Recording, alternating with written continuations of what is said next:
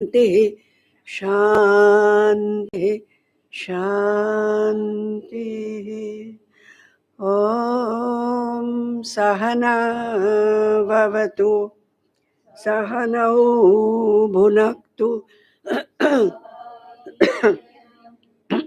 करवावहै तेजस्विनावधीतमस्तु मा विद्विषावहै। ओम शांति शांति शांति। ओम श्री गुरुभ्यो नमः। ओम नारायण नारायण नारायण। ब्रह्मा श्रीमाला श्लोक 61-61। आत्मवत् सर्वभूतानि परद्रव्याणि लोष्टवत् स्वभावादेव पश्यामि व्याप्तं ब्रह्मास्मि। मनो मे लीयते पारे बापरे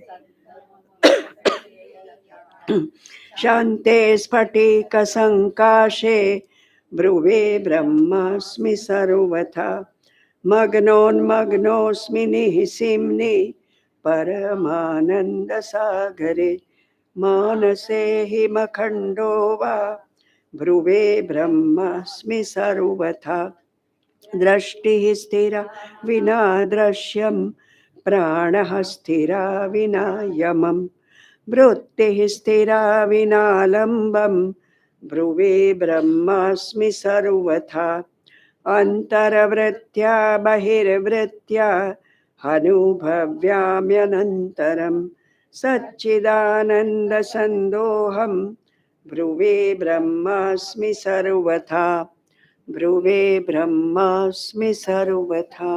ओम ओम।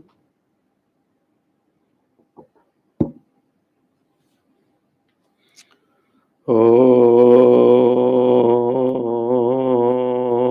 यो ब्रह्माणं विदधाति पूर्वं यो वै वेदांश्च प्रहिणोति तस्मै तं हदेवमात्मबुद्धिप्रकाशं मुमुक्षुर्वै शरणमहं प्रपद्ये मुमुक्षुर्वै शरणमहं प्रपद्ये।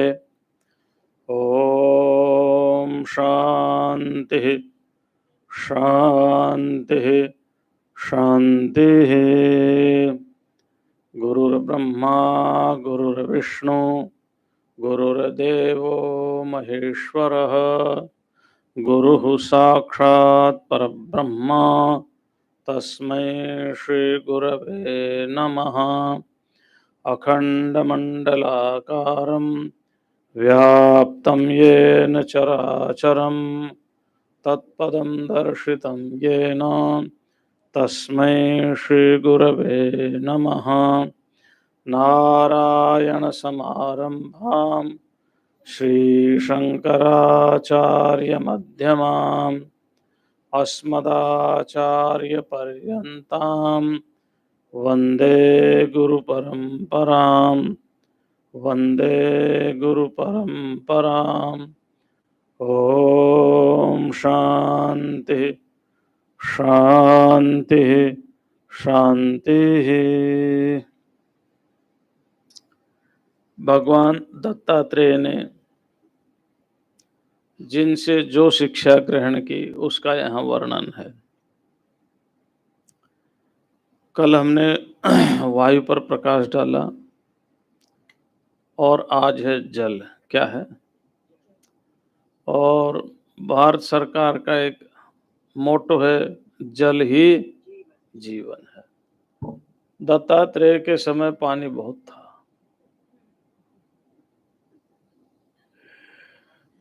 इसलिए उन्होंने वो बात वहां नहीं ली क्योंकि उस समय जल बहुत था। अब जल की कमी आई है। कमी क्यों आई है? हमारी अपनी वजह से। पृथ्वी को हमने खोद दिया, सागर के बड़ी बड़ी शिखाओं को हमने ध्वस्त कर दिया, समुद्र को हमने मथ दिया और आकाश को भी हमने अनेक प्रकार की तरंगों से पाट दिया। तो समस्या तो आनी ही थी। इसलिए दत्तात्रेय जी ने उस समय जैसी स्थिति थी वैसा उनसे शिक्षा ली, है ना। नहीं तो अभी कह सकते थे कि मैंने जल से ये भी शिक्षा ली कि ज्यादा किसी चीज का दोहन किया जाता है तो नष्ट हो जाती है, शरीर को ज्यादा काम में लेंगे तो जल्दी खत्म हो जाएगा, है ना। लेकिन उस समय की आवश्यकता नहीं थी क्योंकि पानी बहुत था। हाँ, हमें वाल्मीकि रामायण में एक चीज पढ़ने को मिली, उस समय भी शायद ये चीजें होती रही होंगी। वहाँ उपमा दी है महर्षि वाल्मीकि ने। वो कहते हैं जैसे नदी का स्रोत सूख जाता है और नदी बंद हो जाती है, ऐसा वहाँ एक उपमा है। तो इसका मतलब कि जल स्रोत पहले भी बंद होते रहे हैं और नए आते रहे। अब थोड़ा नए आना बंद हो गए, पुराने सूखना शुरू हो गए। मध्य प्रदेश, छत्तीसगढ़ और मध्य प्रदेश मिला करके मदर ऑफ रिवर कहलाता है, मदरलैंड ऑफ रिवर। बहुत नदियां वहां से निकलती, बहुत नदियां निकलती,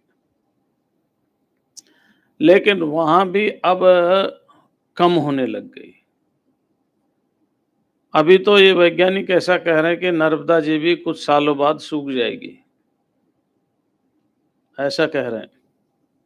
अब क्या सही है क्या नहीं है, हमारी धारणा तो ये है, हमारे पुराणों में भी लिखा है कि कलयुग के 5000 साल बाद गंगा और यमुना अपना अस्तित्व धीरे धीरे धीरे धीरे समाप्त करती चली जाएंगी और नर्मदा तो ऐसी ही बनी रहेगी, है ना।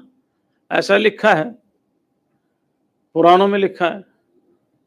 लेकिन अब तो ये स्थिति हो गई, जो नर्मदा जी जहां से निकलती है अमरकंटक, वहां भयंकर जंगल होता था, रीछ भालू सिंह वगैरह रहते थे। जंगल तो अब भी है, लेकिन अब ईंट पत्थर का जंगल है ना। फर्क आ गया। तो शायद दत्तात्रेय जी जल से शिक्षा ले सकते थे कि जितना जल्दी दोहन करोगे उतना जल्दी खत्म होगा, इसलिए शरीर का दोहन ज्यादा जल्दी नहीं करना चाहिए, कठोर तप नहीं करना चाहिए, धीरे धीरे धीरे धीरे चलना चाहिए। लेकिन उनके समय में जल बहुत होता था, जल की कमी नहीं थी। भागवत में एक जगह लिखा है, बड़ी प्यारी बात लिखी है, और भर्तृहरि ने भी वही लिखा है। उन्होंने अपने ढंग का श्लोक बनाया है, यहाँ अपने ढंग का है। वो लिखते हैं कि ये मेरी समझ में नहीं आता,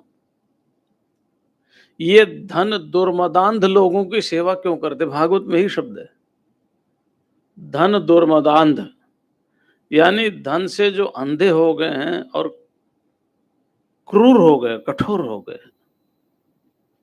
क्या नदियों का पानी सूख गया?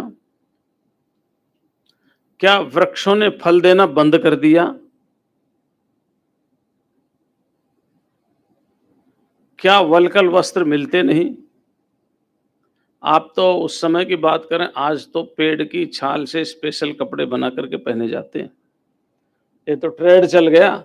उस समय भी इससे अच्छे पहनते होंगे, है ना, क्योंकि ऐसा तो कोई पेड़ है नहीं जिसकी वलकल यानी छाल निकाल लो, स्किन निकाल लो और पहन लो, कपड़े ही बनते होंगे, अच्छे बनते होंगे।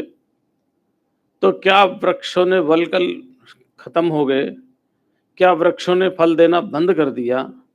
क्या नदियों का पानी सूख गया? फिर ये समझ में नहीं आ रहा, जब भगवान इतना सब कुछ दे रहा है तो फिर एक महा साधक इन धन दुर्मदांध लोगों की सेवा क्यों करता है। तो इसका क्या अर्थ हुआ कि इसका अर्थ हुआ कि उस समय फल भी बहुत होते थे, जंगल में पानी भी बहुत होता था, फल भी होते थे, पानी भी होता था, जंगल भी बहुत था। अगर कोई विचरण कर रहा है तो कहीं भी भूखा नहीं मरता था, उसे किसी के यहाँ भीख मांगने की आवश्यकता नहीं होती थी। आज स्थिति दूसरी है। आज तो कहते हैं जल का संरक्षण करो, है ना। और जल का संरक्षण नहीं करोगे तो पछताओगे। हम अपने यहाँ की बात बॉम्बे की तो नहीं बता सकते क्योंकि समुद्र पास है। आप तो जाओगे बाल्टी भर के ले आओगे, है ना? हम तो अपनी स्थिति बताते हैं। जब हम छोटे थे, तो हमारे यहाँ पानी, कुएँ का पानी बहुत ऊपर होता था और बारिश के दिनों में तो ओवरफ्लो होता था कुएँ से, ओवरफ्लो। आज हमारे यहाँ जो पानी की स्थिति है वो 200 फुट पर, तो वो चौवा बोलते हैं, हमारे इधर क्या बोलते हैं मालूम नहीं, जहाँ पानी शुरू होता है। और अब बोरिंग करता है तो 700 फुट, 800 फुट, 1000 फुट नीचे चला गया। जबकि 10 हाथ, 15 हाथ पर कुआँ बनता था, इससे ज़्यादा बनता नहीं था। और जो किसी-किसी कुएँ में तो ओवरफ्लो पानी चलता था बारिश के दिनों में। तो दोहन ज़्यादा हो गया। कई स्थानों पर तो सरकार ने बोरिंग लगाने के लिए प्रतिबंध लगा दिया कि आपको परमिशन लेकर के ही बोरिंग करनी होगी। किसके कारण? हमारे अपने ही कारण।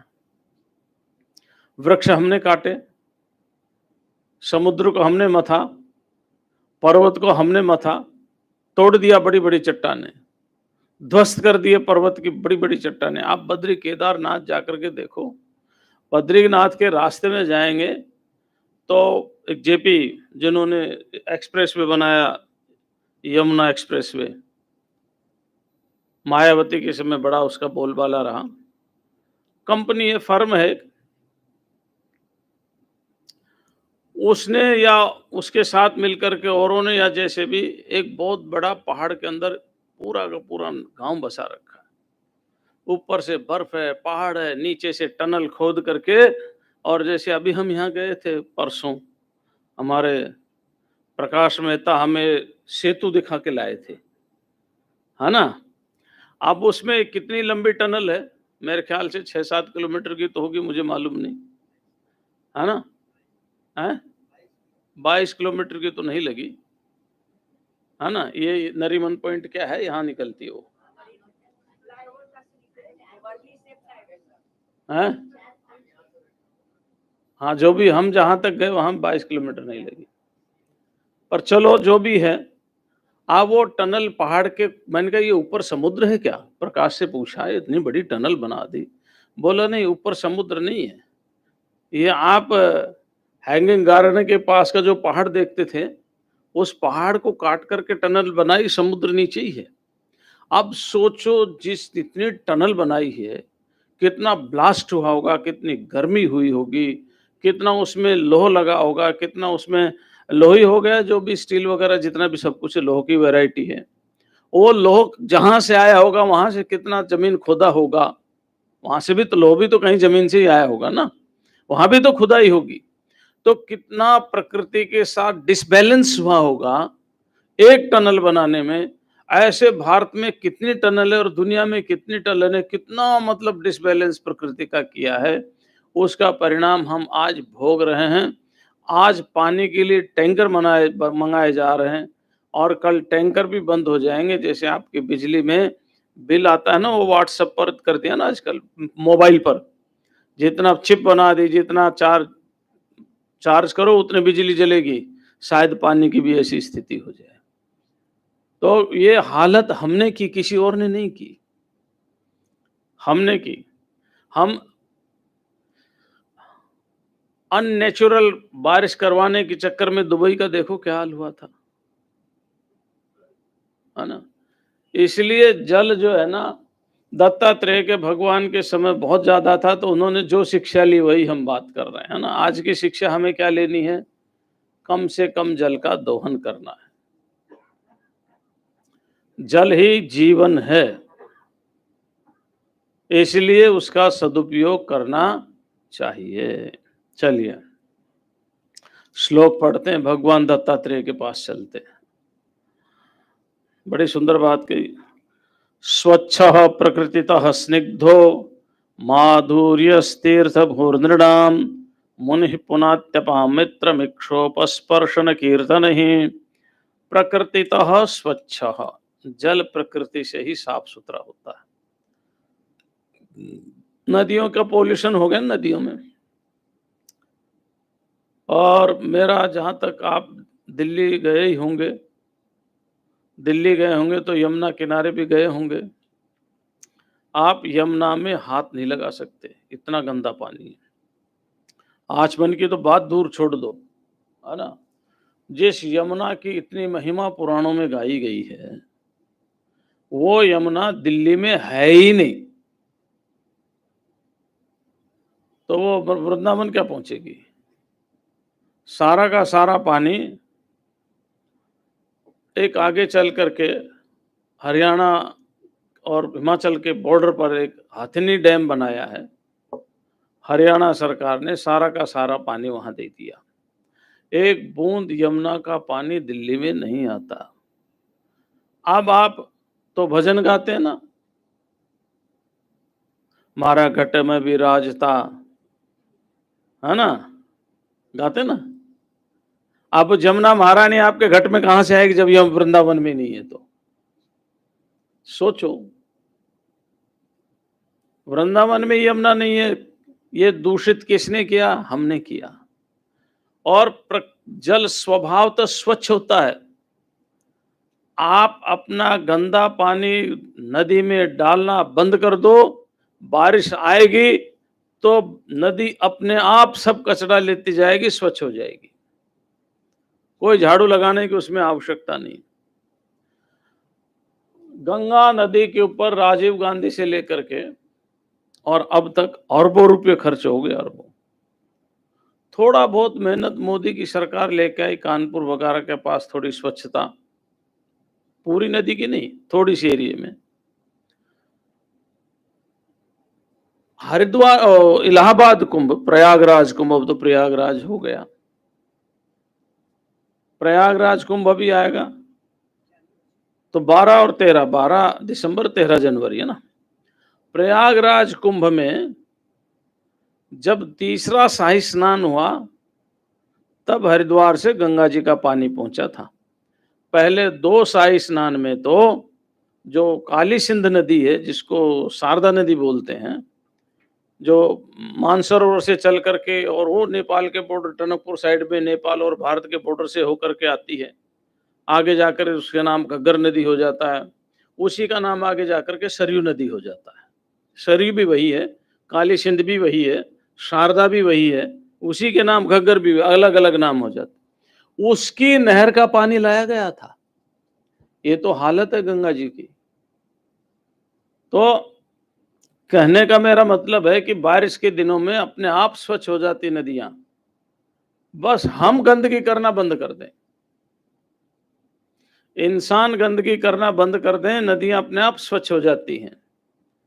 और अब तो जो पुरानी नदियां हैं, अभी कुछ समाज में चेतना जागृत हुई है, जो अट चुकी थी, पानी बंद हो चुका था, उसको फिर से जीवित करने की कोशिश कर रहे हैं। और जीवित करने की कोशिश इसलिए नहीं कर रहे कि नदी से प्यार है, इसलिए कर रहे हैं वो नदी बहती रहेगी तो हमें पानी मिलता रहेगा, जमीन में पानी का लेवल ऊपर आएगा, हमें पीने को मिलेगा। लेकिन जैसे भी अब थोड़ी सी जल के प्रति थोड़ा सजग हो रहे हैं लोग, अच्छी बात है। दत्तात्रेय जी ने कहा, जैसे जल स्वभावतः ही स्वच्छ होता है, स्वभावतः ही।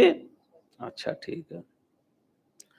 तो हमारा आत्मा कैसे शुद्ध होता है? स्वभावतः ही है ना? और प्रकृतितः स्वच्छ, जल स्वभाव से ही स्वच्छ होता है। और कैसे होता है? स्निग्ध, स्नेह युक्त होता है। जल कैसा होता है? स्नेह युक्त होता है, स्निग्ध होता है। लेकिन हाथ धोते तो चिकनाहट तो आता नहीं, लेकिन स्निग्ध होता है। और जल कैसा होता है? माधुर्य, जो कहते हैं ना, तो खारा पानी, उसमें नमक मिला होता है। जल का अपना स्वभाव मधुरता है ना? जल में स्वभाव से स्वच्छ होता है, स्निग्ध होता है, स्नेह होता है उसके अंदर, माधुर्य होता है। और एक और गुण बताया, तीर्थ आदि स्थानों में गंगा, यमुना, सरस्वती, कावेरी, गोदावरी, कृष्णा, ये जितनी भी पवित्र नदियां हैं दुनिया में, उनमें स्नान करने से व्यक्ति को पवित्रता आती है। उनका स्पर्श करने से गंगे तव स्पर्शाद मुक्ति। हे गंगे, आपके तो स्पर्श करने से ही मुक्ति मिल जाती है।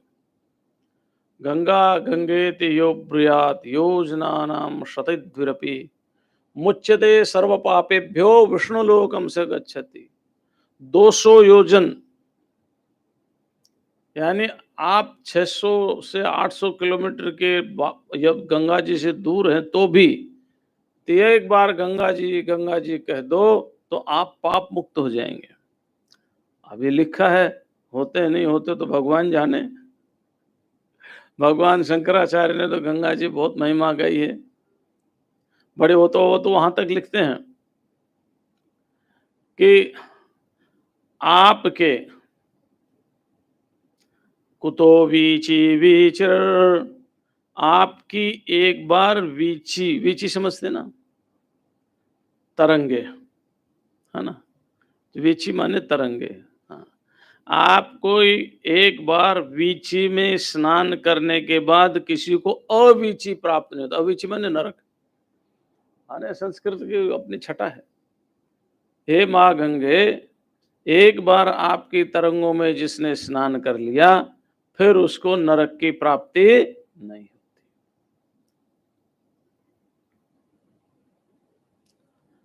और मोहमुग्दर में भी लिख दिया उन्होंने, तो बड़ा प्यारा लिखा, गंगा जल थोड़ा सा भी जिसने पिया हो, थोड़ा सा भी, हाँ, थोड़ा सा भी पिया तो देखो कितनी महिमा है, बड़ी महिमा गंगा जी की।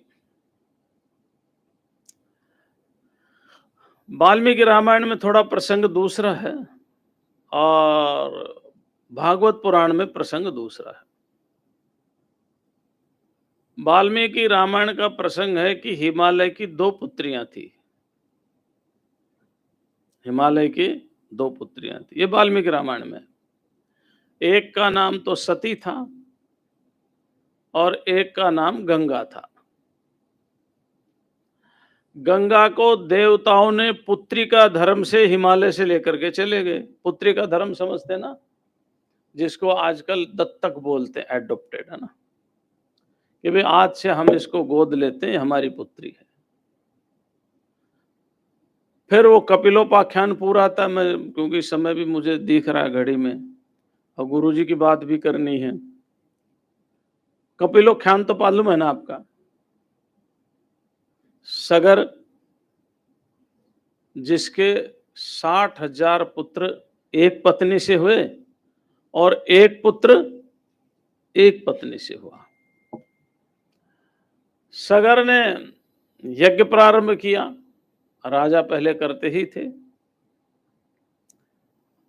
इंद्र ने सगर के अश्व को चुरा करके और कपिल ऋषि जहां तपस्या कर रहे थे, गंगा सागर, वहां पर ले जाकर के रख दिया।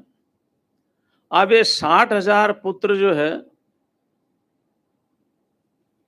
ये उसकी खोज करने लगे, तो कपिल तो भगवान ध्यान में थे, ये इन्होंने सोचा यही चुरा करके लाएं।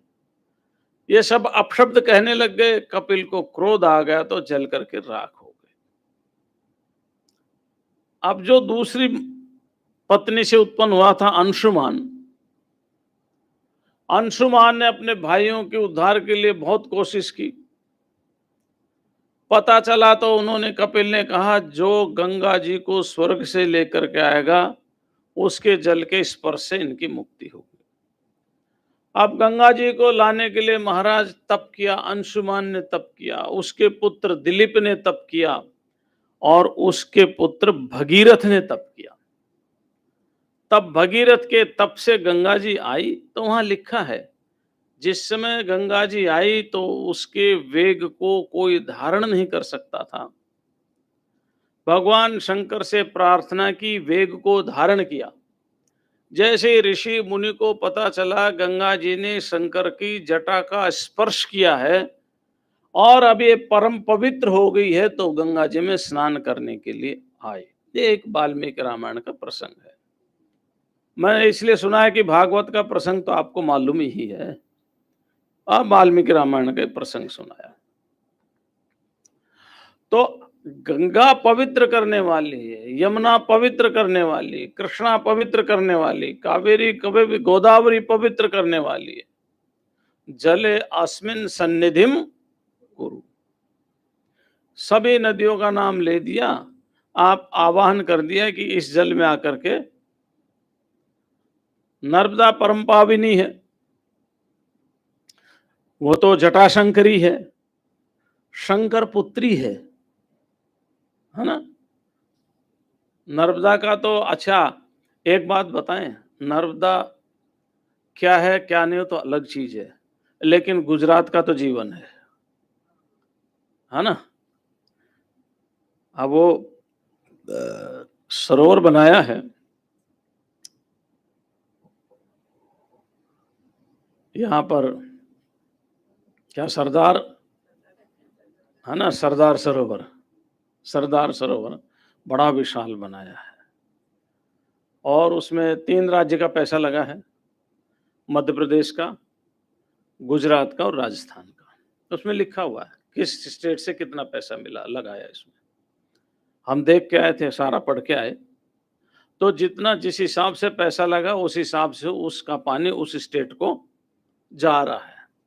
अब आप तो गुजरात में नर्मदा जी कम से कम 150-200 किलोमीटर गुजरात में चलती है, राजस्थान में तो 1 इंच भी नहीं चलती। जोधपुर तक का पानी जा रहा है नर्मदा जी का, जोधपुर का पानी, जोधपुर में भी नर्मदा जी का पानी पिया जा रहा है। आप सोचो कितनी पुण्यदायिनी है। और गुजरात का तो सारा जीवन ही नर्मदा जी है। मध्य प्रदेश में 1000 किलोमीटर के लगभग चलती है, गुजरात में वो 200 1000 कुछ चलती है, मध्य प्रदेश में, गुजरात में वो 200-250 किलोमीटर चलती है। लेकिन सबसे ज्यादा नर्मदा जी अगर बेनिफिट किसको दे रही तो गुजरात को दे रही है। उसमें विशेष करके गुजरातियों के लिए सौभाग्य रहा कि उस समय यहाँ के मुख्यमंत्री आज के हमारे प्रधानमंत्री थे, उसकी वजह से एक गुजरात आनंद ले रहा है। बड़ी पुण्यात्मा है वो, कोई सिद्ध योगी आए होंगे किसी कारण से, बड़ी पुण्यात्मा है। चलिए, तो माधुर्य है जल में, है ना, और पवित्र करने वाला है। कितना पवित्र करता है, अरे स्पर्श करोगे तो पवित्र हो ही जाओगे। आपकी खेती उसी से हो रही है, फसल उसी से हो रही है, पानी लेवल वाटर लेवल ऊपर आ रहा है, आप पी उसी को ही रहे। अहमदाबाद में, गुजरात में अहमदाबाद में साबरमती में किसका पानी है बताओ? सारा का सारा नर्मदा जी का ही है। और जब कुंभ भरता है तो उज्जैन में शिप्रा का पानी नहीं होता, शिप्रा तो सूख गई, सारा का सारा नर्मदा जी का ही पानी लाया जाता है। तो ये नदियां पवित्र करने वाली जल। तो अब कहते हैं कि एक मुनि को, मुनि शब्द का प्रयोग किया। मुनि किसे कहते हैं? मननाथ मुनि है, जो मनन करे वो मुनि, है ना। किसका मनन करे? आत्मस्वरूप का, आत्मस्वरूप का मनन करे। तो एक मुनि को कैसा होना चाहिए? सबसे पहले तो पुनाति अपाम, अप शब्द संस्कृत में नित्य बहुवचन में आता है ना, ठीक है ना, नित्य बहुवचन में। तो पुनाति अपाम, जैसे जल सबको पवित्र करता है, ऐसे ही एक मुनि जहां भी रहे वहां के लोगों को पवित्र करे। बड़ा मुश्किल काम है, लोग पवित्र कैसे होंगे?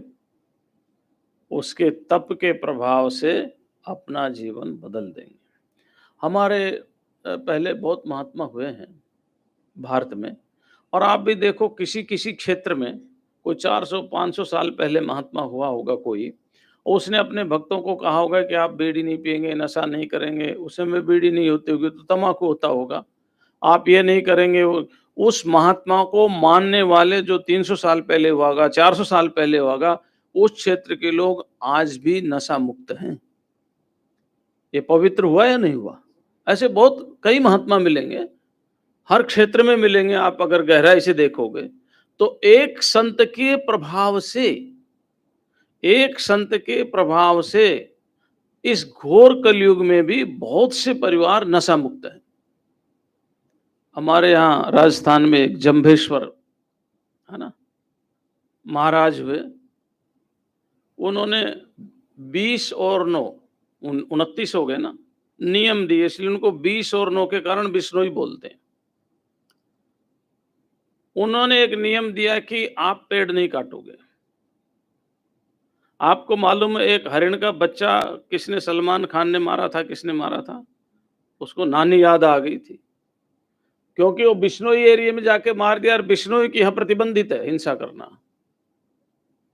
तो एक महात्मा ने कब नियम दिया था? 300 साल, 400 साल, 500 साल पहले वो आए, उन्होंने नियम दिया कि आप पशु हिंसा नहीं करेंगे, आप पेड़ नहीं काटेंगे। पर्यावरण का कितना बड़ा योगदान रहा होगा, और उसके मानने वाले आज भी उसको फॉलो करते हैं। तो सोचो उस महात्मा ने कितने लोगों को अब तक पवित्र किया है। विचार करो कितने लोगों को पवित्र किया है। तो जैसे जल लोगों को पवित्र करता है, ऐसे ही मुनि भी लोगों को पवित्र करे। फिर कैसा हो मुनि? प्रकृतितः स्वच्छ, स्वभाव से निर्मल हो। निर्मल मन जन सो मोहि भावा, मोहि कपट छल छिद्र न पावा। साधो सहज समाधि भली। निर्मल,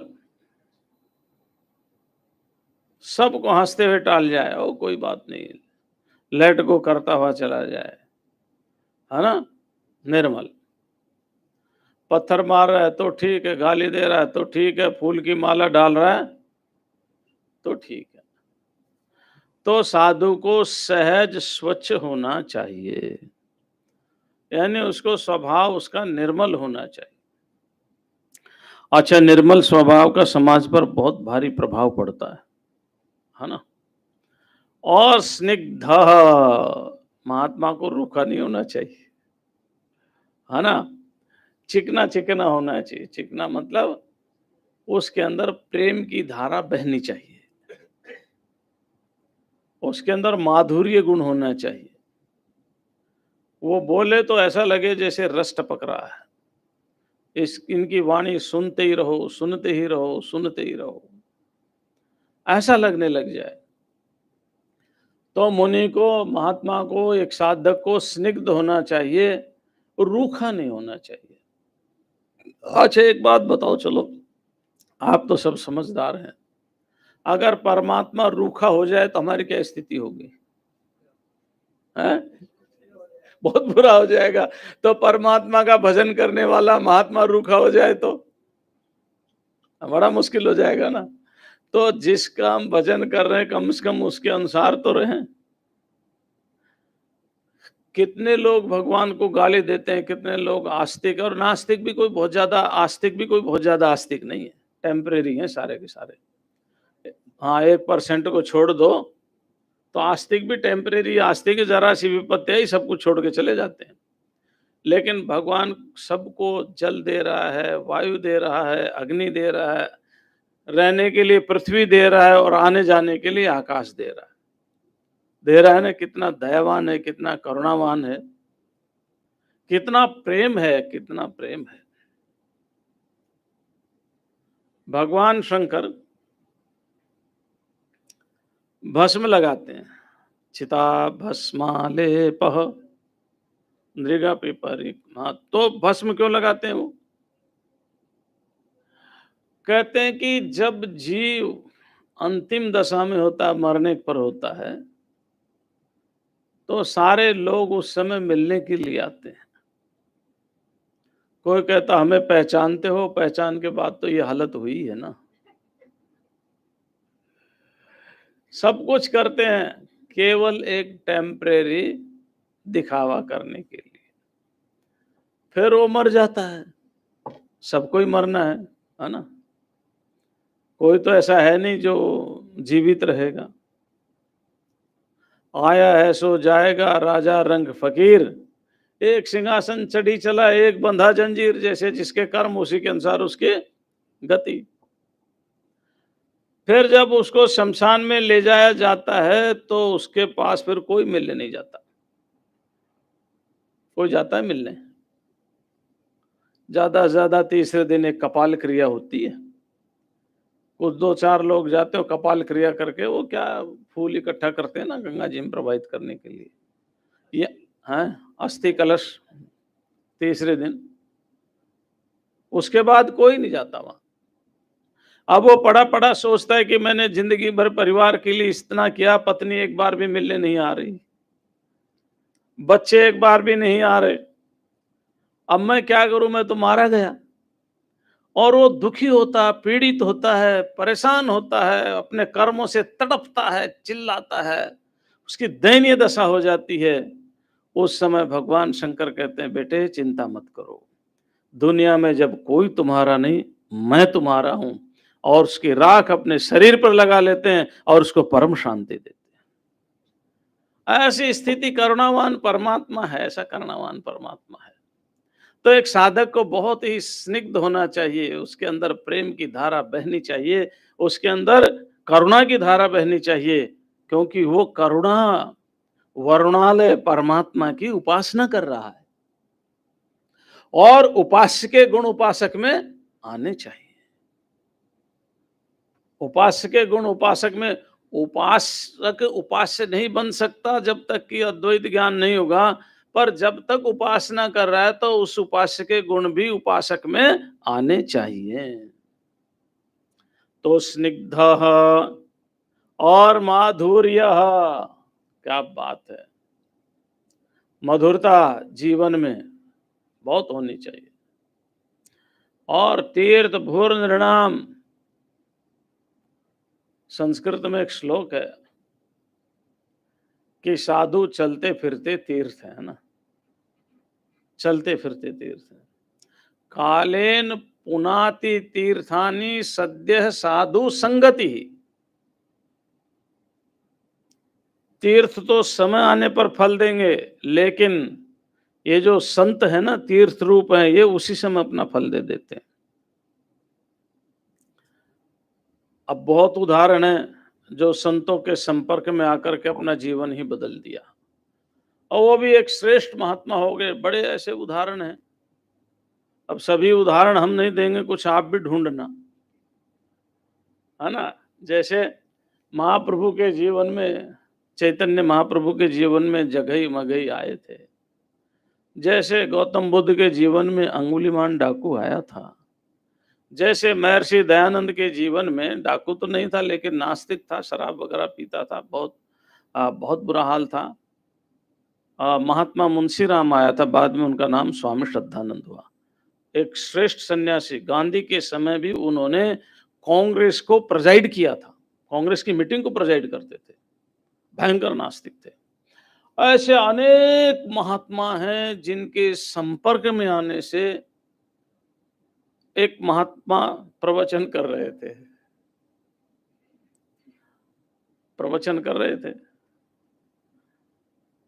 तो एक बहुत बड़ा बदमाश वहां से जा रहा था। उनका प्रवचन, कुछ मधुर आवाज थी, मीठी मीठी बोली थी, मीठे मीठे उपदेश थे, जीवन को कुछ सार ग्रहण करने वाले थे। वो रुक गया सुन करके, सुनो भाई बैठ जाओ। जब प्रवचन हो गए तो महात्मा के पास गए तो लोग घबरा के पता नहीं क्या करेगा, और महात्मा को दंडवत प्रणाम करके बोले, मैं आपके प्रवचन से बहुत प्रभावित हुआ, आज से मैं अपना जीवन बदल रहा हूं और एक साधु की तरह से जीवन जी रहा हूं, आप मुझे आशीर्वाद दें। बदल दिया जीवन। जीवन बदलने में कितना टाइम लगता है? वही है ना, ओ बुल्ले सा रब्दा की लबना, इत्थो पुटना तित्थो लाना। नहीं, मन ही तो बदलना है ना। तो महात्मा को पवित्र, हाँ, तीर्थ की तरह से उसके पास जाए तो लगे जैसे हम किसी तीर्थ स्थान में आ गए। हाँ। अच्छा, आप देखो, आप गहराई से विचार करो, ज्यादातर तीर्थ वहीं बने जहां महात्मा ने तपस्या की, वहीं बने हैं ना। ज्यादा तीर्थ कहाँ बने हैं? अच्छा, आप वहां जाते हैं पंढरपुर, पंढरपुर जाते हैं ना या नहीं जाते? पंढरपुर में क्या था? पंढरपुर में एक एक भक्त का ही तो तप था, और क्या था? वहीं पर विट्ठल भगवान आ गए। भगवान तो आए थे, मिट्टी पर तो, ईंट पर तो उनको खड़ा कर दिया था। भाई किस लिए जा रहे हैं? क्योंकि वहां एक महात्मा ने, एक भक्त ने तपस्या की थी। अच्छा, आलंदी क्यों जाते हैं? क्योंकि संत ज्ञानेश्वर ने तपस्या की थी।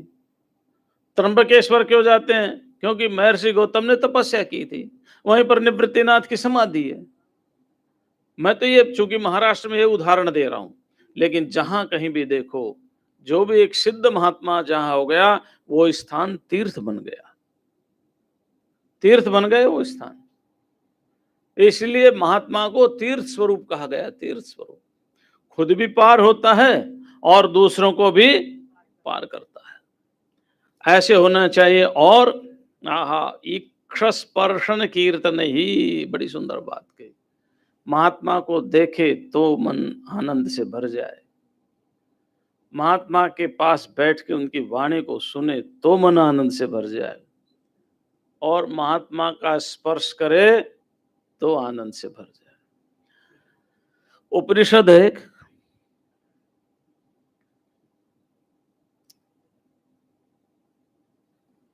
शायद ऐतरेय उपनिषद है वो, ध्यान नहीं आ रहा। उसमें एक बहुत सुंदर बात लिखी, मुंडकोपनिषद, सॉरी, क्या उपनिषद है? मुंडकोपनिषद। मुंडकोपनिषद में लिखा है कि अगर आप भूति कामः, है ना, अगर आप चाहते कि मुझे संसार का सारा ऐश्वर्य मिल जाए, अगर आप चाहते हैं, तो फिर आपको सिद्ध महापुरुषों की सेवा करनी चाहिए। ये मुंडकोपनिषद में लिखा। अगर आप ऐश्वर्य चाहते हैं तो, क्योंकि पता नहीं हमारे प्रारब्ध में है या नहीं है, लेकिन महात्मा से सहज मिल जाता है, महात्मा की कृपा होती है ना। तो महात्मा का स्पर्श करने से, महात्मा की वाणी सुनने से, महात्मा के पास बैठने से, मुनि का मुखारविंद कर देखने से उसको ऐसा लगना चाहिए कि जैसे मैं पवित्र हो गया, पवित्र हो गया। जल में स्नान करो तो क्या है? मनुस्मृति में एक श्लोक आता, बड़ा प्यारा है। वो कहते हैं, अद्भिर गात्राणि शुद्ध्यन्ति। शरीर किससे शुद्ध होता है? अद्भि माने पानी से, जल से। जल से शरीर शुद्ध होता है। सत्य बोलने से मन शुद्ध होता, मनः सत्येन शुद्ध्यति। विद्या तपोभ्याम भूतात्मा बुद्धिर ज्ञानेन शुद्ध्यति। मन सत्य बोलने से शुद्ध होता, सत्य बोलने से। और विद्या और तप से अंतःकरण शुद्ध होता है। हालांकि मन अंतःकरण का एक भाग है, और बुद्धि ज्ञान से शुद्ध होती है। तो ये शुद्धिकरण के उपाय हैं। आप किस चीज को शुद्ध करना चाहते हैं? मन मैला है तो जल से स्नान करो, तन मैला है तो जल से स्नान करो, तन मैला है तो जल से स्नान करो, मन मैला है तो सत्संग से स्नान करो। सत्संग में गोता लगाओ अगर मन मैला है, अगर तन मैला है तो नदी में गोता लगाओ। कौन सी चीज पवित्र करनी है वहीं पर हमें ध्यान देना होगा। अगर कोई चीज सूक्ष्म है और हमारे साधना में वो समझ में नहीं आ रही है, तो फिर तप करो और स्वाध्याय करो। खाली स्वाध्याय से समझ में नहीं आएगा। जब तक घिसेंगे नहीं तो सोने में चमक नहीं आएगी। तप करो। अब महाराज तप क्या करें? पहले तो बहुत तप होते थे। आपने रामायण पढ़ी है? पढ़िए रामायण। रामायण में तपस्वियों का वर्णन है। ऐसे ऐसे तपस्वियों का वर्णन है कि एक तपस्वी जल में रहते तो जल में ही रहते थे, कोई वृक्ष पर रहते थे तो वृक्ष पर ही रहते थे, कोई उल्टा लटक के तपस्या कर रहे थे, कोई अग्नि लगा करके जला करके और अग्नि के बीच में बैठ करके तप कर रहे थे। ये सारे के सारे ऋषि अनेक प्रकार का तप कर रहे थे, अनेक प्रकार का तप। जब भगवान राम जी के पास आए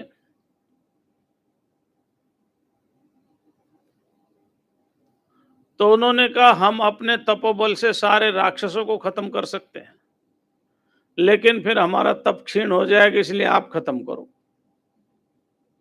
है ना? बड़ा विचित्र है। तो ये तप से और विद्या से आपकी साधना में आगे गति मिलेगी। सत्संग से आपके मन की जो चंचलता है, वीवरिंग ऑफ माइंड, है ना,